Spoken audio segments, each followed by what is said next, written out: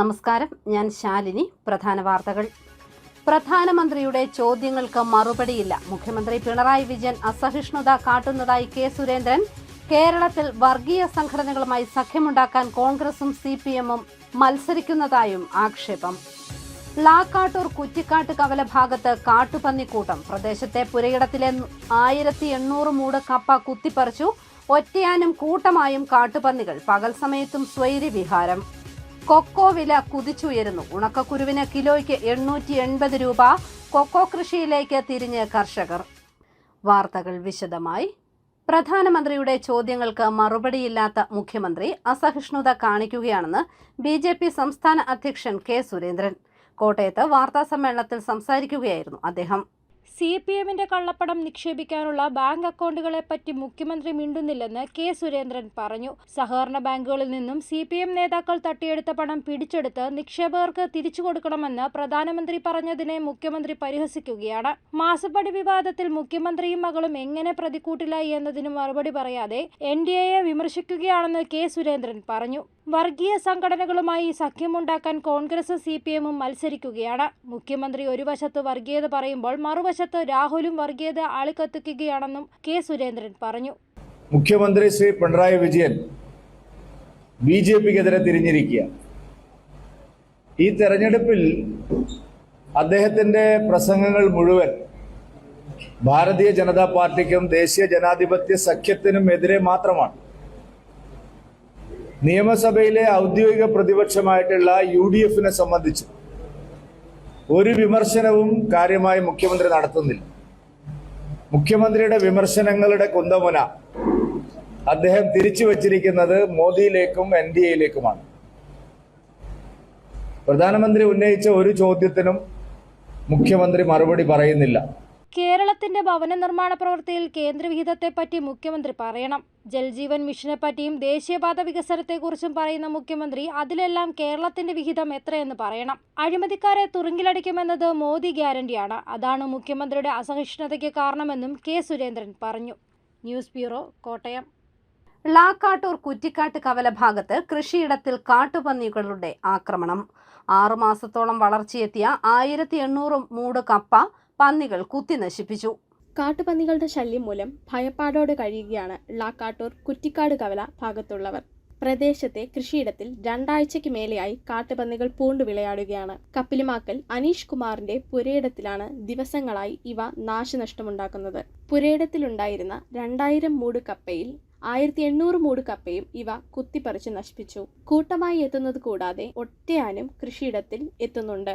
തിങ്കളാഴ്ച രാത്രിയിലും ഇവ കൃഷിയിടത്തിൽ എത്തിയിരുന്നു. ഇതിനു മുൻപും വിവിധങ്ങളായ കൃഷികൾ നടത്തി അനീഷ് പരാജയപ്പെട്ടിരുന്നു. വാഴകൃഷിയും കൈതകൃഷിയും വിജയം കണ്ടിരുന്നില്ല.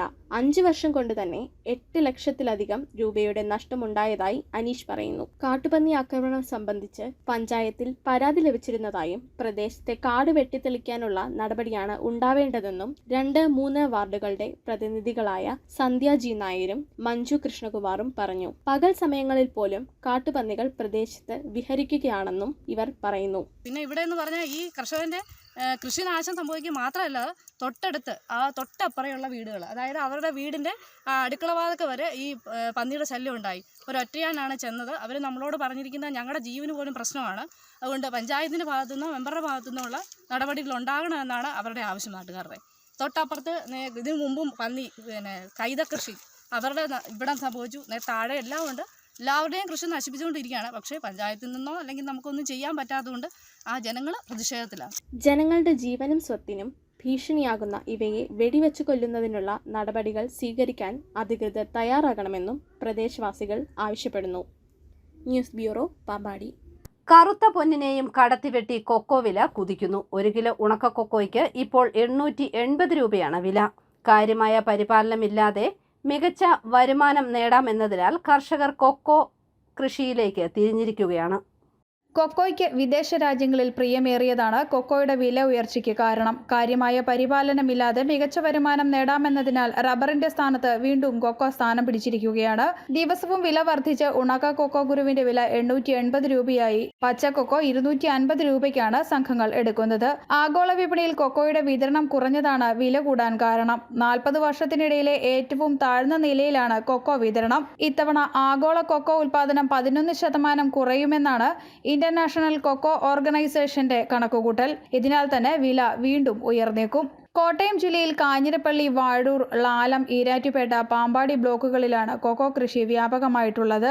മണിമല കൊക്കോ ഉൽപാദക സഹകരണ സംഘം അമേരിക്കയിലേക്ക് മുൻപ് നേരിട്ട് കൊക്കോ കയറ്റി അയച്ച് വാർത്തകളിലും ഇടം പിടിച്ചിരുന്നു. കൊക്കോ വില കൂടിയതോടെ തോട്ടങ്ങൾ സുരക്ഷിതമാക്കുന്നുമുണ്ട് കർഷകർ. കൊക്കോയുടെ പതിവ് ശത്രുക്കളായ അണ്ണാനെയും എലിയെയും അകറ്റാനുള്ള ശ്രമങ്ങളും നടക്കുന്നുണ്ട്.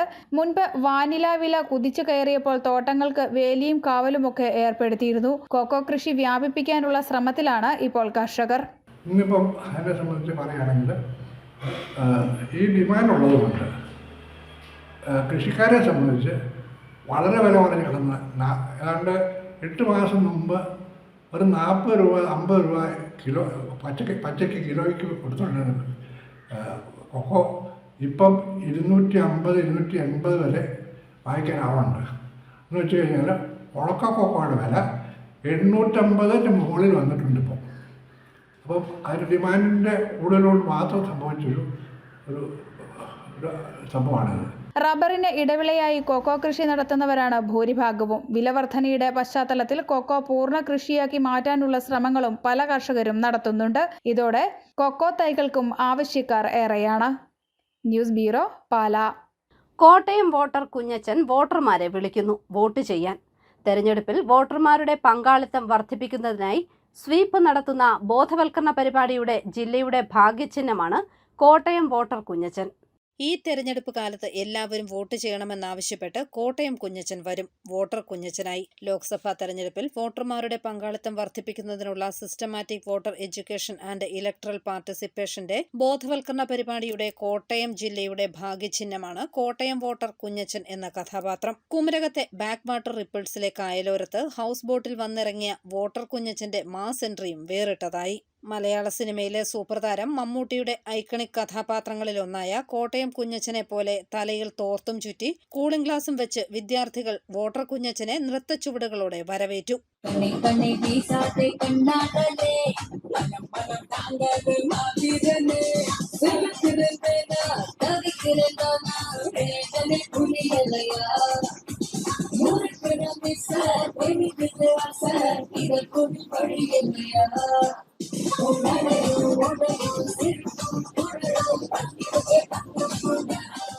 അവർക്കൊപ്പം ജില്ലാ കളക്ടർ വി വിഘ്നേശ്വരിയും ചുവടുവെച്ചപ്പോൾ വോട്ടർ കുഞ്ഞച്ചന്റെ വരവ് കളറായി. വോട്ടർ കുഞ്ഞച്ചന്റെ ബോധവൽക്കരണ മാസ്കോട്ട് ജില്ലാ കളക്ടർ അനാച്ഛാദനം ചെയ്തു. ചടങ്ങിൽ കോട്ടയം ബസേലിയസ് കോളേജിലെ വിദ്യാർത്ഥികൾ മമ്മൂട്ടി സിനിമയിലെ ഗാനങ്ങൾ കോർത്തിണക്കിയ നൃത്തച്ചുവടുകൾ ഒരുക്കി.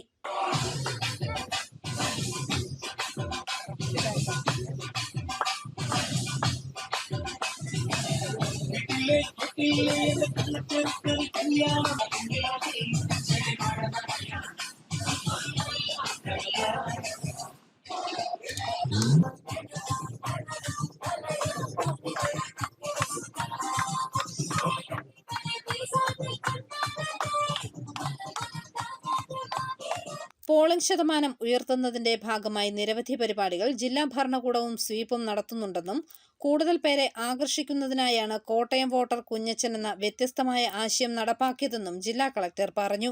നമ്മൾ വോട്ടും പുതിയ രീതിയിലായിക്കോട്ടെ. നമ്മുടെ ഫേവറേറ്റ് ക്യാരക്ടറാണ് കോട്ടയം കുഞ്ഞച്ചൻ, നമ്മൾ മമ്മൂക്കാരുത്. സോ ആ കോട്ടയം കുഞ്ഞച്ചനാണ് ഞങ്ങൾ കുറച്ച് വ്യത്യസ്തമാക്കിയിട്ട് കോട്ടയം വോട്ടർ കുഞ്ഞച്ചനാക്കി. സോ വോട്ട് ചെയ്യാൻ കോട്ടയം കുഞ്ഞച്ചൻ വരുന്നത് പോലെ നമ്മുടെ കോട്ടയം ജില്ലയിലുള്ള എല്ലാ വോട്ടേഴ്സും വരണം. 26-ാം തീയതി ജസ്റ്റ് 1 hour ടൈം സ്പെൻഡ് ചെയ്യണം നമ്മുടെ ജനാധിപത്യത്തിന് വേണ്ടി, നമ്മുടെ കോട്ടയത്തിന് വേണ്ടി. അതിനുവേണ്ടി എല്ലാ രീതിയിലും നമ്മൾ അഭ്യർത്ഥന ചെയ്തിട്ടുണ്ട്. ഇങ്ങനെ ഒരു പുതിയ സ്റ്റൈൽ അഭ്യർത്ഥന കൂടി നമ്മുടെ സ്വീപ്പിന്റെ ഭാഗമായിട്ട് നമ്മൾ ചെയ്യുന്നുണ്ട്. Please come and vote. on April 26th. ആരായിരിക്കും കോട്ടയത്തിന്റെ വോട്ട് കഥാപാത്രം എന്ന ചർച്ച കഴിഞ്ഞ ദിവസങ്ങളിൽ സമൂഹ മാധ്യമങ്ങളിൽ നിറഞ്ഞു നിന്നിരുന്നു. Sub collector D Ranjith, additional ജില്ലാ magistrate Beena P Anand, sweep nodal ഓഫീസറും പുഞ്ച സ്പെഷ്യൽ ഓഫീസറുമായ എം അമൽ മഹേശ്വർ, ജില്ലാ information officer A Arunkumar, deputy planning officer P A Amanath, electoral literacy club coordinator Vipin Varghese എന്നിവരും ചടങ്ങിൽ പങ്കെടുത്തു. News bureau, Kottayam. അസന്നിഹിത വോട്ടർമാർക്കുള്ള വീട്ടിൽ വോട്ട് ജില്ലയിൽ തുടങ്ങി. 85 വയസ്സ് പിന്നിട്ട മുതിർന്ന വോട്ടർമാർക്കും ഭിന്നശേഷി വിഭാഗത്തിൽപ്പെട്ടവർക്കുമാണ് വീട്ടിലിരുന്ന് വോട്ട് ചെയ്യാനുള്ള സൗകര്യം തെരഞ്ഞെടുപ്പ് കമ്മീഷൻ ഒരുക്കിയിരിക്കുന്നത്. ലോക്സഭാ തെരഞ്ഞെടുപ്പിൽ 85 വയസ്സ് പിന്നിട്ട മുതിർന്ന വോട്ടർമാർക്കും ഭിന്നശേഷി വിഭാഗത്തിൽപ്പെട്ടവർക്കും വീട്ടിലെത്തി വോട്ട് രേഖപ്പെടുത്തുന്ന നടപടി ജില്ലയിൽ ആരംഭിച്ചു. ആബ്സെന്ററി വോട്ടർ വിഭാഗത്തിലുള്ള ഇവർക്കുള്ള വോട്ടിംഗിന്റെ ആദ്യഘട്ടം ഏപ്രിൽ 19 വരെയാണ്. രണ്ടാം ഘട്ടം ഏപ്രിൽ 20 മുതൽ 24 വരെയും. രണ്ട് ഘട്ടത്തിലും വോട്ട് രേഖപ്പെടുത്താനാവാത്തവർക്ക് ഏപ്രിൽ 25-ന് അവസരമുണ്ടാകും. 2 പോളിംഗ് ഉദ്യോഗസ്ഥർ, ഒരു മൈക്രോ ഒബ്സർവർ, വീഡിയോഗ്രാഫർ, ഒരു സുരക്ഷാ ഉദ്യോഗസ്ഥൻ എന്നിവരടങ്ങുന്ന സംഘമാണ് വീട്ടിലെത്തി വോട്ട് രേഖപ്പെടുത്തുന്നത്. ജില്ലയിൽ 15,036 പേരാണ് അസന്നിഹിത വിഭാഗത്തിൽ ഉൾപ്പെടുത്തി വീട്ടിൽ തന്നെ വോട്ട് ചെയ്യാൻ 12D പ്രകാരം അപേക്ഷ നൽകിയിട്ടുള്ളത്. 85 വയസ്സ് പിന്നിട്ട 10,792 പേരും ഭിന്നശേഷിക്കാരായ 4,244 പേരും അസന്നിഹിത വോട്ടുകൾ രേഖപ്പെടുത്തിയ പോസ്റ്റൽ ബാലറ്റുകൾ ഉപവരണാധികാരികൾ അതത് ദിവസം വരണാധികാരി ചുമതലപ്പെടുത്തിയ പോസ്റ്റൽ ബാലറ്റ് നോഡൽ ഓഫീസറെ ഏൽപ്പിച്ച് വോട്ടെണ്ണൽ ദിവസമായ ജൂൺ 4 വരെ ജില്ലാ ട്രഷറിയിൽ സൂക്ഷിക്കും. News bureau, Kottayam. കോട്ടയം ലോക്സഭാ മണ്ഡലത്തിലെ UDF സ്ഥാനാർത്ഥി ഫ്രാൻസിസ് ജോർജിന്റെ പ്രചരണം ഊർജിതമായി. പാലായിലെ വ്യാപാര സ്ഥാപനങ്ങളിൽ മാണി സി കാപ്പൻ MLA-യുടെ നേതൃത്വത്തിൽ ഫ്രാൻസിസ് ജോർജിന് വോട്ട് തേടി.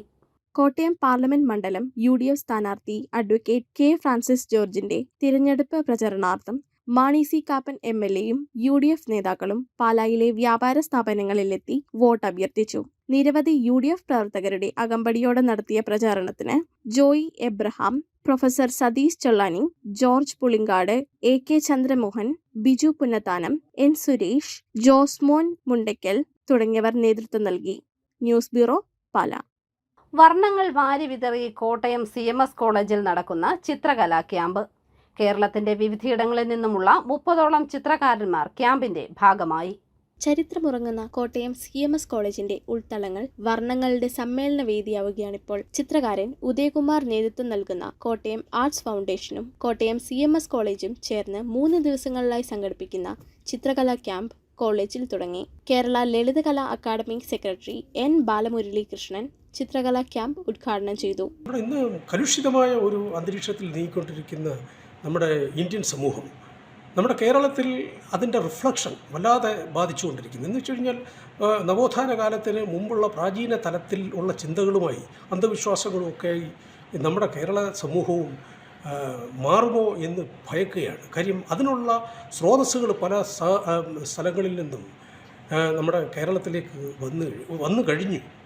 എന്ന് വെച്ച് കഴിഞ്ഞാൽ ഈ ആശയതലങ്ങളിൽ ഒരു ജാതീയപരവും വർഗീയപരവുമായിട്ടുള്ള ഭിന്നിപ്പുകൾ നിലനിൽക്കുന്ന ഒരു സമൂഹമാണ്. അപ്പോൾ അതിനെ അതിജീവിക്കാൻ കലയ്ക്കും സാഹിത്യത്തിനുമുള്ള കഴിവ്, അതിനെ പ്രതിരോധിക്കാൻ ഈ കലയ്ക്കും സാഹിത്യത്തിനും വലിയ കഴിവുകളാണുള്ളത്. അത് ഈ കലകളിലൂടെ നടക്കണം.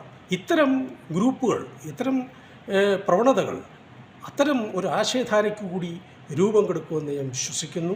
വിവിധ ഭാഗങ്ങളിൽ നിന്നുള്ള 30ഓളം ചിത്രകാരന്മാർ ക്യാമ്പിൽ പങ്കെടുക്കുന്നു. ക്യാമ്പിന്റെ 1-ാം ദിവസം തന്നെ പ്രായഭേദമന്യേ അണിനിരന്ന നിരവധി കലാകാരന്മാരുടെ കലാസൃഷ്ടികൾക്കാണ് CMS college വേദിയായത്.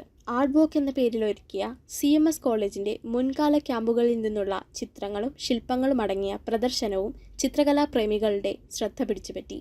News bureau, Kottayam.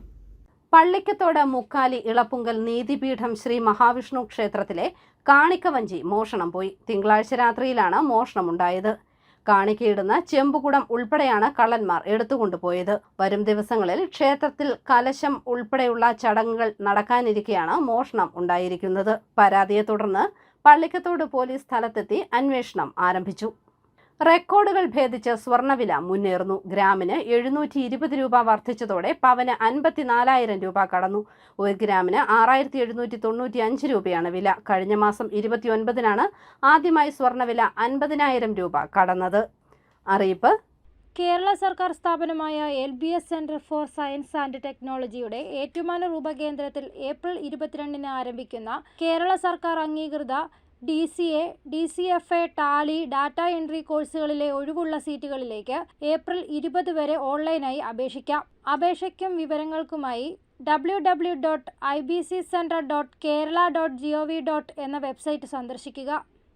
Kottayam ജില്ലയിലെ NCC സൈനിക ക്ഷേമ വകുപ്പിലെ LD ടൈപ്പിസ്റ്റ് ക്ലർക്ക് ടൈപ്പിസ്റ്റ് തസ്തികയിലേക്കുള്ള തിരഞ്ഞെടുപ്പിനായി കാറ്റഗറി നമ്പർ 282/218 പ്രകാരം 2021 ഫെബ്രുവരി 23-ന് നിലവിൽ വന്ന റാങ്ക് പട്ടികയുടെ 3 വർഷ കാലാവധി പൂർത്തിയാക്കിയതിനാൽ 2024 ഫെബ്രുവരി 23 മുതൽ റദ്ദാക്കിയതായി ജില്ലാ PSC ഓഫീസർ അറിയിച്ചു.